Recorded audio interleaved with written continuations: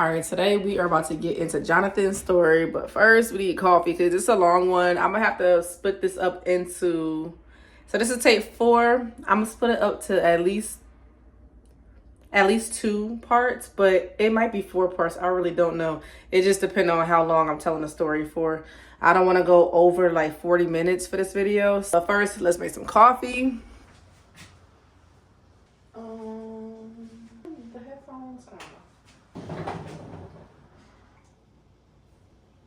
I kind of want some tea, but I'm gonna do coffee today.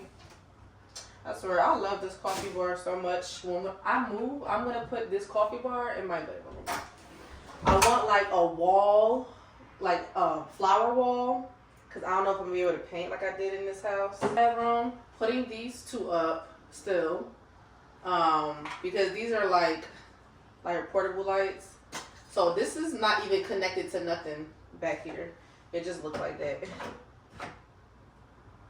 When I first bought these, I thought I bought like the plug-in like lamp, and it turns out I bought the like these are hardwired. So this is supposed to be hardwired into here.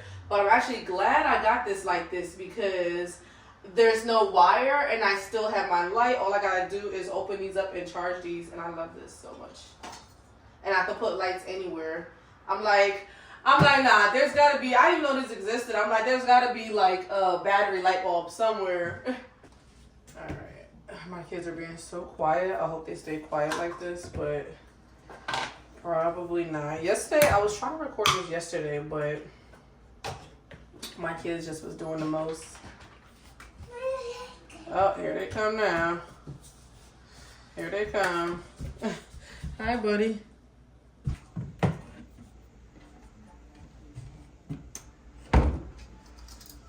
Alright, let's go, girl.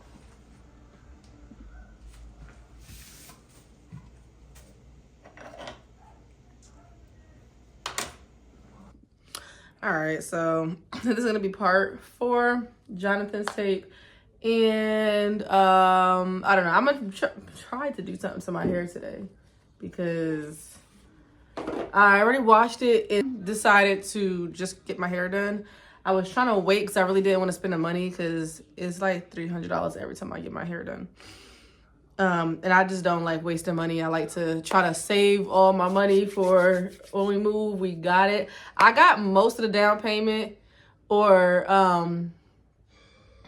I got enough for a down payment for most houses, but I don't know. I'm still looking. The last house fell through. Very disappointed about that, but I have since kind of gotten over it now. And I'm kind of like on the other side because I was like, oh my God, I was so sad about that other house. But listen, I really got to tell myself, like, if that house was meant for me, I would have got it. It was not in the cards for me. That house was not meant for me. My blessings are coming, and I just have to be patient with God. But oh my God, it's such a nice day out. It's snowing. Look at the snow. I mean, this is not the best view. I wanted to get a view of like the outside over there, but they already plowed the streets and people shoveled their sidewalks. I need to shovel mine, but our shovel broke, so we won't be shoveling this time. All right, well, I'm getting distracted. Let me put this phone back in this place so we can get started. But okay, so by now y'all should have your crap. By now you guys should have your coffee made or tea or whatever. And I had to write down because last time I tried to tell this story, it was just such chaos and I couldn't remember nothing. And not remember nothing, but like it was just too much for me to try to like put in order of what happened when, what, and where.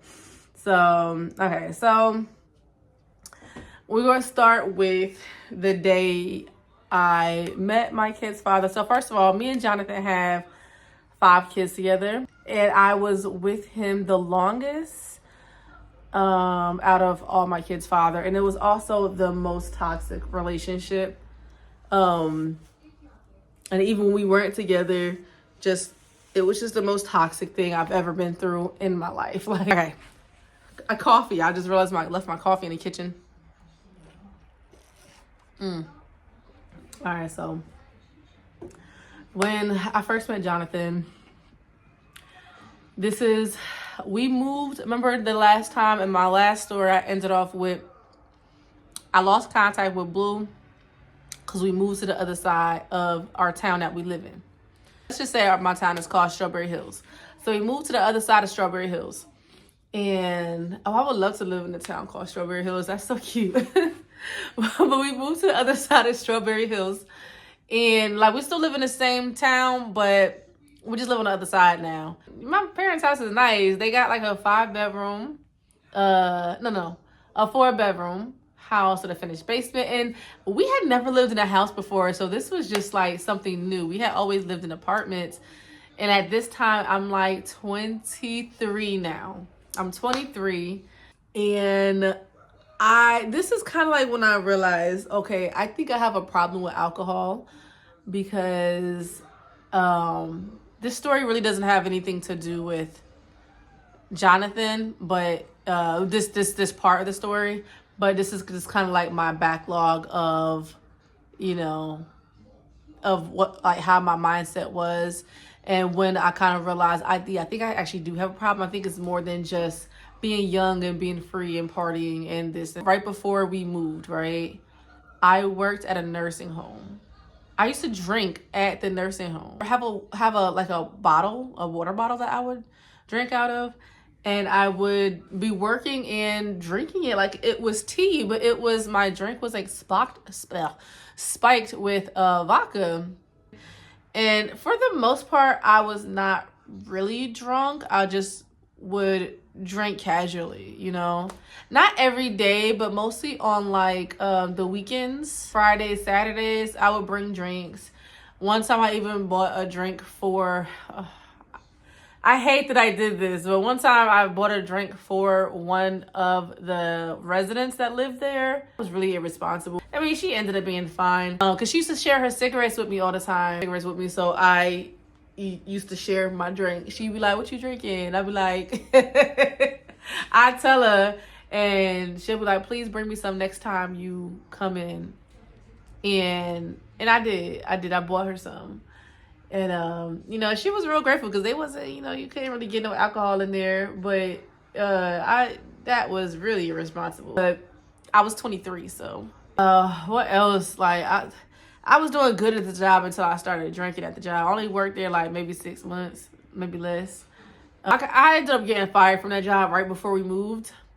One time when I was drinking there, I used to work overnight shift, first of all. Like I never drank during the daytime when I had to work there during the day, except for like maybe once.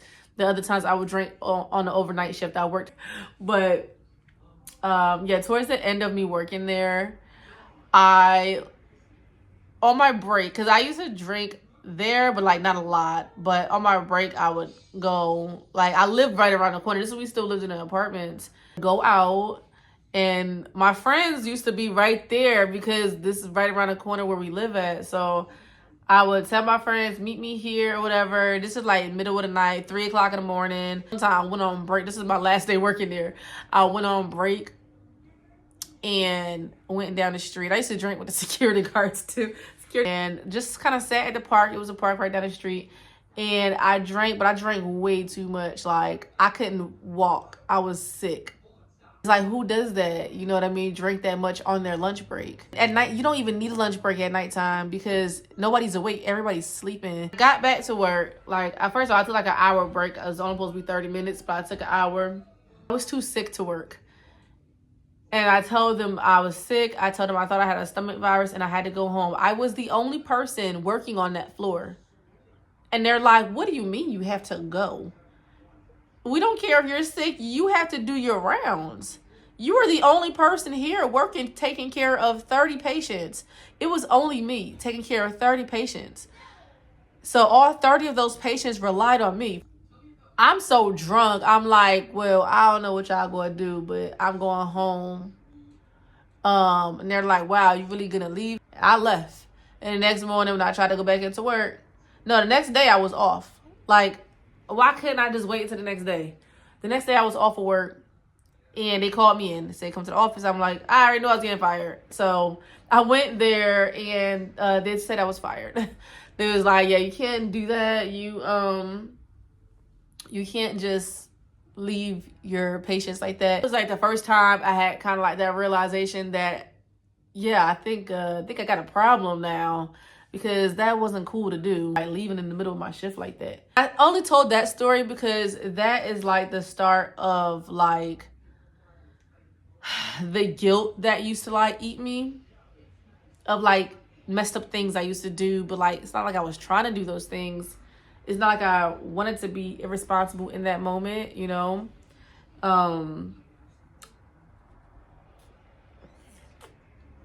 But that's just the reality of what happened.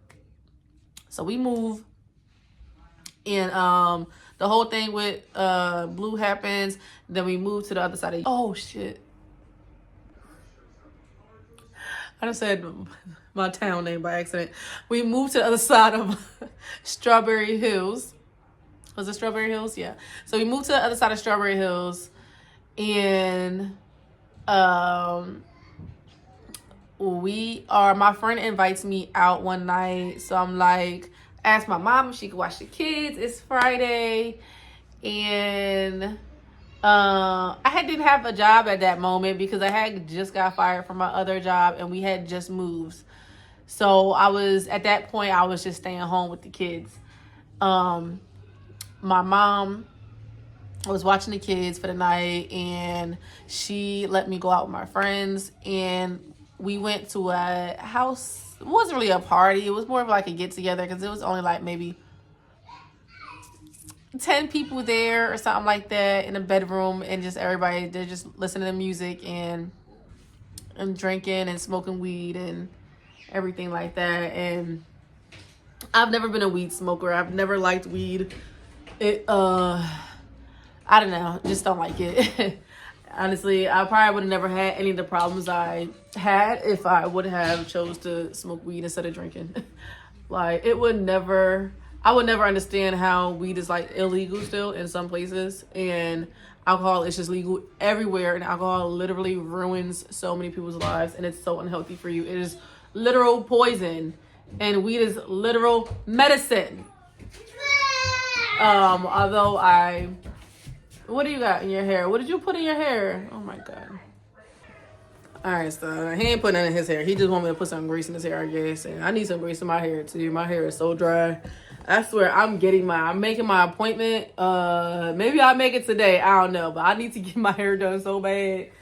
Man. Ooh, maybe because I don't know if she'll want to wash it over though, because I just washed it yesterday. Is that too soon to wash your hair? And then I don't know. But okay, so we went to the house party, and that's when I saw Jonathan sitting on the couch, and he looked good, and I was like, oh, what was that? And I'm looking at him, and he's looking at me, and I sit next to him. But we're not really talking like that. He's acting shy, kind of. I was like purposely trying to kind of ignore him a little bit, because I didn't want to feel like I was trying to play like hard to get. I used to do that when I was young. All right, I just made my kids lunch. I didn't realize it was lunchtime either. I thought it was like still breakfast time. I slept in today. I haven't slept this long in so long, but I'm like, I forced myself. I'm like, I'm not going to wake up early, because I keep like the past few weeks I've been only getting like 3-4 hours of sleep, and it's really been affecting. I've been having a lot of sleep apnea events at nighttime. I legit be feel like I'm about to die some nights. So I'm like, bitch, you have to calm down. Get some sleep. Sleep in. It's fine. There's like nothing, like it's Saturday, it's winter break, the kids don't have school. There is no reason that you have to wake up at 6 o'clock in the morning, especially if you're going to bed at 3 o'clock in the morning. I forgot where I was at, because it's been like 20 minutes since I paused my video. He ran when he ran to the room with the whipped cream. I'm like, all right, he's hungry. Let me make them something to eat. They had just ate too, but you know what? Time be moving faster than I be thinking. Okay, so we hanging out every day, And then it gets to a point where I'm like, I make him choose between me and the other girl, because I'm like, we've been hanging out for a few weeks now. And so he cut the other girl off, and then it was just me and him, and we like officially was in a relationship. But once we got in the relationship, he wasn't abusive at first. It was nice at first. We were infatuated with each other. Like, we would stay on the phone all night, like teenagers. We were just like head over heels for each other, especially in the beginning. Oh my God. My dad never liked him. My dad always got a bad feeling about him. And my dad told me in the beginning, he was like, you need to leave him alone. This is before he's done anything to me. He had never did nothing to me. My dad told me to leave him alone because he can tell. He's like, I can see he got problems. He got problems. I can see it. He told me to leave him alone. And I'm like, too late, I love him. Like, too late, I love him already. No. I loved him so much. I did. I loved him so much, man. I did. I was so in love with him. So we, like, you know how you have that one person you have like a soul tie with? We definitely had that soul tie that turned into a trauma bond. Because at one point it was not love anymore. It was just a trauma bond. Yeah. And then at another point, it was just because we had kids together down the line. But, yeah, but the beginning, you know, we were infatuated with each other in the beginning when we first met each other. 2 weeks of hanging out, we get together. And this is the first red flag. This is like a few months into dating. No, not even a few months. This is a few weeks into dating. And I thought this was weird. So he's home. At the time, he's living with like a teacher, which was so weird, like, because he's a few years younger than me. I was 23, he was 19. And he had graduated like the year before or something like that. So he was a little bit more immature than me because we 4 years apart. We have a 4-year age gap, which ain't a lot now, but back then it was kind of a lot. I could see he was like a little immature. And he's at his house, which is the teacher that he lives with. He was like renting a room upstairs in the attic from the teacher. I'm out with my friends. It's like Saturday or Sunday. And he's like telling me to come back to his house. Like, he's like, why are you still out? I remember he's like, you need to come home now. Me and him not living together, but he wanted me to come back to his house. And he was mad that I was like out with my friends late. And I'm like, you know, this is my weekend where I do this. Like, I'm hanging out. And he was like, I give you 30 minutes to make it back here now. I'm giving you a time frame and you need to make it back here now. And I'm just like, and my friends are just like, and my girlfriend that introduced us are like, she's like, what? So you really about to leave? You listening to him? And I'm like, well, I don't know. I guess he just really want to hang out with me. And we weren't even hanging out. He just wanted me to come over so we can go to bed. That's it. So I'm just like, so I leave my friends. And at this time, this is like 2011. There is no such thing as Uber. But I'm across town back in the old neighborhood, so I have to walk. It's a little kind of a walk. So I walk all the way back to the other side of town, other side of Strawberry Hills, and I get to his house, and he's kind of mad at me. All right, I have to pause every time somebody walk in here. But sleep, whatever. Next day. Weeks go past. I'm ignoring all the red flags.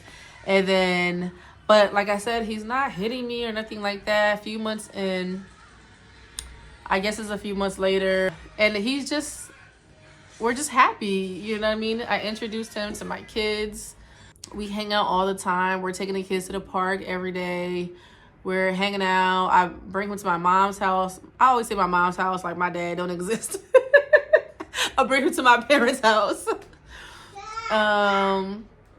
And we hang out a lot. A lot of times we hanging out with my parents or at work. No, we're just together all the time. Me and Blue's daughter at the time was like 18 months old, and my oldest daughter was 5 years old. It was one night. This is our first fight.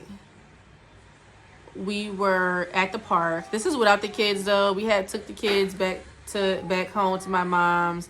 Kids had went to bed. Once the kids went to bed, I'm like, all right, kids are asleep. I just had all this energy. I wish I had this type of energy now. Yes, honey. Kids went to bed. Yes, honey. You want some water? But yeah, this is a picture of us when we were young. This is when we first met. This was our first New Year's together. January 1st, 2012. And I don't know, we were just infatuated with each other. And you know, I do miss like how things were in the beginning of our relationship before the abuse and before things got so toxic. Wasn't a long time, but you know. So I keep getting distracted because I keep having to stop my video, but I'm trying to at least get part one. I'm trying to at least do part one, so because there's never gonna be a time where I'm just like able to sit down and tell a story in a living room. You know, I have 10 kids, so either most of my kids are actually at my mom's house today, but so we go to the park because we're drinking. We used to drink at the park at nighttime. It's a park right around the corner from my mom's house. Of course, I couldn't drink in my mom's house like that. I could, but like to drink with him, we had to go out and do it. So and yeah, we're both alcoholics. So we go to the park. We're having some drinks. It's raining outside. It's dark. And I don't know what happened. Like, I don't remember what we were talking about. I don't remember those details, but I do remember the feeling and the emotions behind what happened. And basically, we were having a conversation, talking. And out of the blue, he's like belligerent drunk. And like, we're trying to walk home, and he's like, don't walk away from me, B word. And he like pulls me back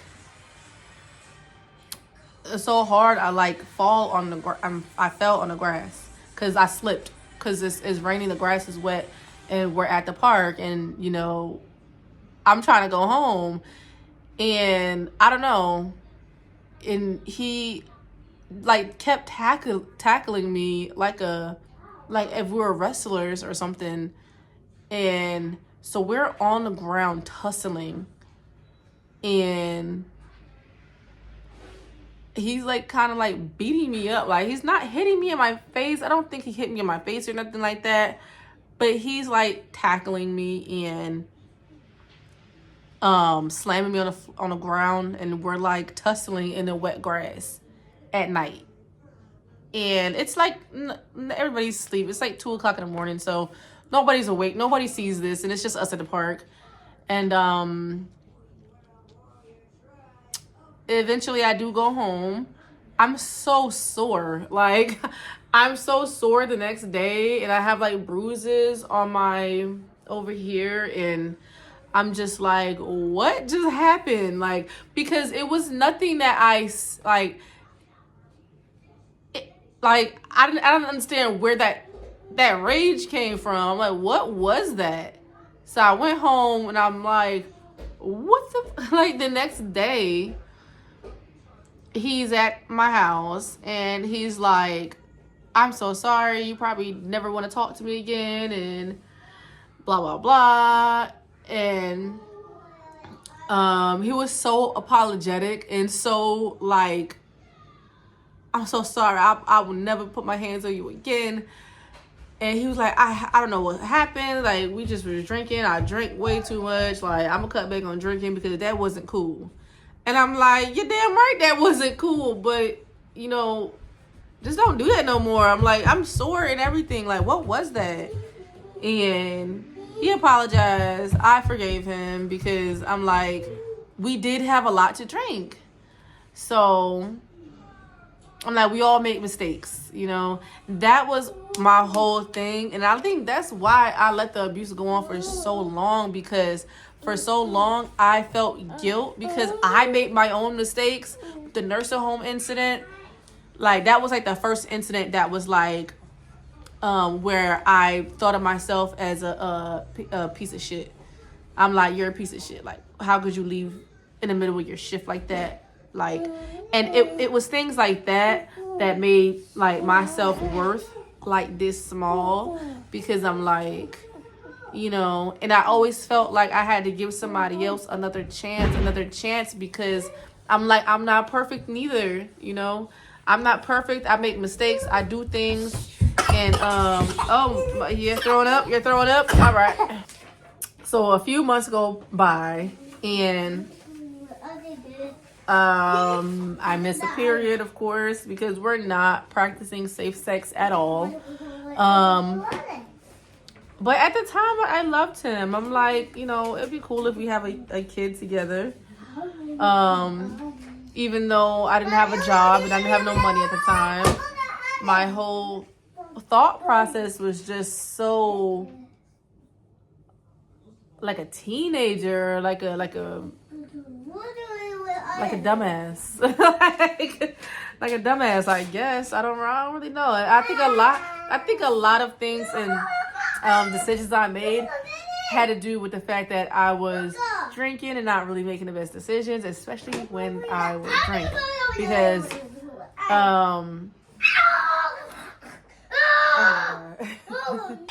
all right, so this is just taking way too long, and my kids are just screaming too much. So I am going to end the video here and try to just do this video in pieces. So we're gonna leave off with I got pregnant, and I got pregnant and I missed a period, got pregnant, and I told him I was pregnant. And that is where we're going to leave off. I am about to clean my house because my house is pretty dirty.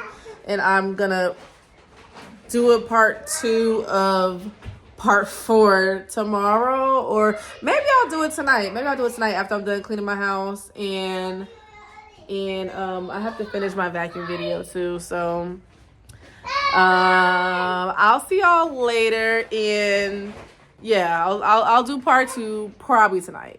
All right, bye.